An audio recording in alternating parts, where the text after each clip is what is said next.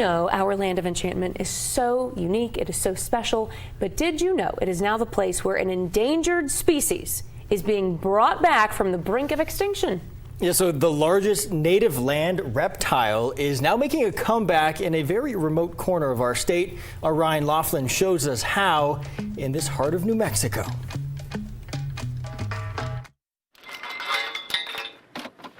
Somewhere in the vast openness between Elephant Butte and White Sands, it's hard for me to grasp the scale of how big this ranch is. a comeback story They all live underneath the ground here.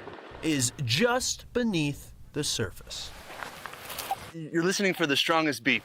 In a relatively small pen on this 350,000 acre ranch, radio transmitters show the way for a small group of biologists. And there she is.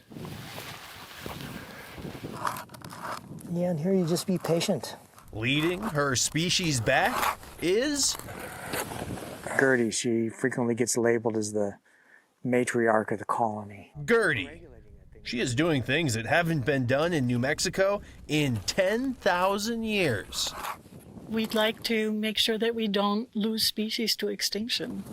Gertie is the first documented Bolson tortoise to reproduce in the United States.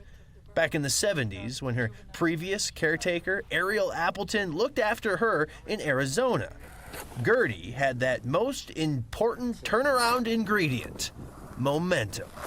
It took her to New Mexico after Appleton died, where a wife and husband biologist team drafted her. So this is a really long, slow game. Scott Hillard and And we're in it because we care. Chris Visa, working on the Turner Endangered Species Fund operating on Ted Turner's Armendariz Ranch. They are bringing back this critically endangered species. What's not to love, really? Evidence of the Bolson tortoise's ancient past show it once roamed all the way through our state and beyond.